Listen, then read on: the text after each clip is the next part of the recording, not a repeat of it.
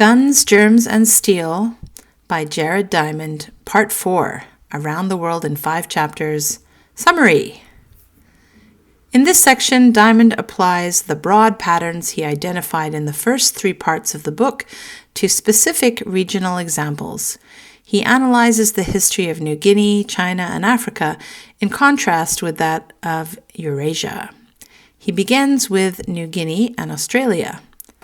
Diamond's vacation in the Australian desert made him wonder how people native to this region survived.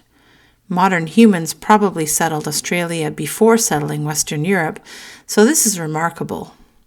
With such a head start, Diamond prompts us to ask, why did Europeans end up conquering Australia and not vice versa? It is useful to compare New Guinea with Australia. New Guineans lived at much higher population densities than Australians because they were food producers, not hunter-gatherers. At first, it is hard to understand why New Guinean innovations did not spread to Australia, which was relatively close to New Guinea. Overall, however, both New Guinea and Australia would be considered backward by modern people. Some white Australians believe this is because the Aborigines are genetically inferior, but Diamond proves this illogical by explaining the history of Australia and New Guinea. Human societies in Australia and New Guinea came from Asian societies, but then developed in isolation. They are a good example of how environmental differences can cause genetically identical peoples to develop very differently. Over time, New Guineans and Australians diverged genetically from their Asian ancestors and from each other. This change reveals the very different environments in which these groups of people developed. New Guinea is a very fertile place, thanks to volcanic activity, glaciers that continued to advance and go back, and mountain streams that brought silt to the lowlands. Australia, on the other hand, has one of the oldest and most infertile soils of any continent because it lacked these ancient geographical features. These environmental differences shaped the 2 differing cultural histories. New Guinea was an independent origin of plant domestication thanks to its fertile soil. It went on to develop the most advanced technology, social and political organization, and art in Greater Australia. But why did New Guineans continue to use stone tools instead of develop metal ones? Why did New Guineans not learn to read and write and not organize into chiefdoms and states? First, there was no animal domestication in their food production system, so there was very little protein in their diet. The people, therefore, did not have a lot of muscle power to cultivate complex crops. Because of the lack of animal domestication, New Guineans also did not have epidemic diseases like those in Europe. As a result, they did not develop immunity.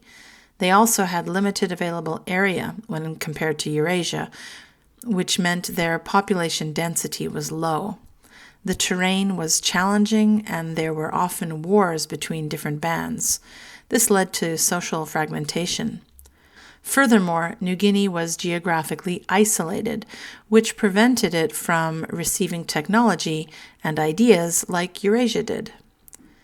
New Guinea was advanced compared to the rest of Australia thanks to its environmental advantages, but it also had a number of disadvantages when compared to Eurasia, which kept it relatively primitive in comparison to Eurasian societies.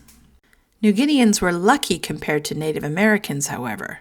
European germs did not kill them as much because there were no permanent European settlements in New Guinea until the 1880s. By that time, medicine could control such diseases. However, Europeans often suffered from the tropical diseases that existed in New Guinea. Also, their crops did not do well in the rugged terrain. For these reasons, Europeans eventually left New Guinea.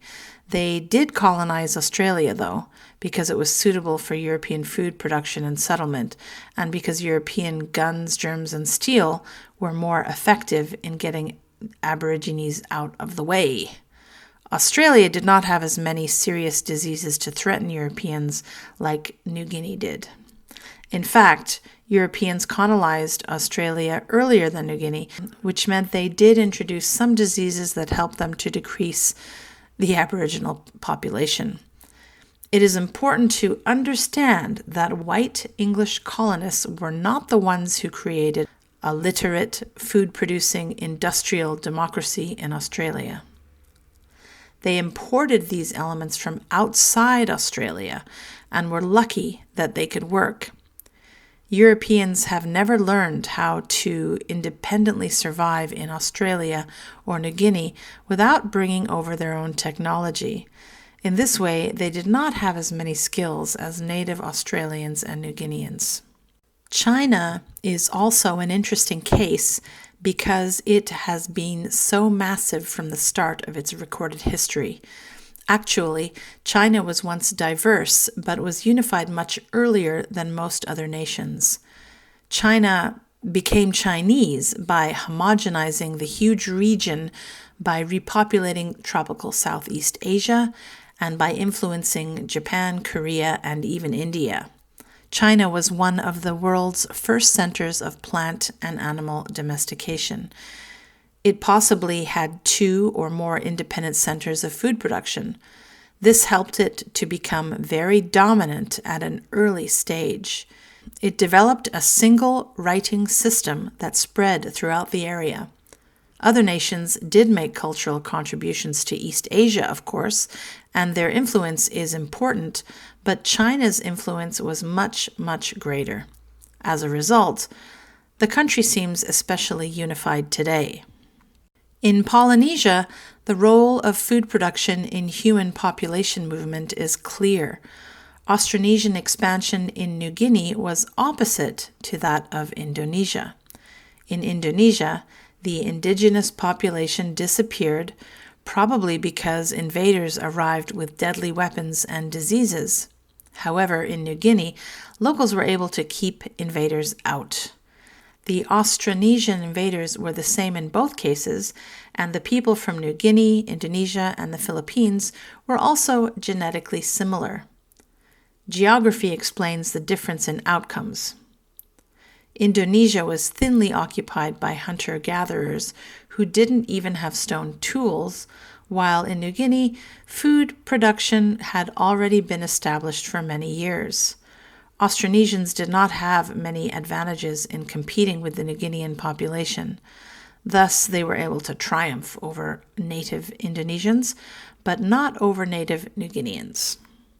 In Part 4, Diamond also returns to the gap between Native Americans and Europeans that he first explored in the beginning of the text. He applies the lessons from the previous 3 sections to explain that variations in food production also explains America's disadvantages. Even in areas where agriculture was supported, it had major disadvantages.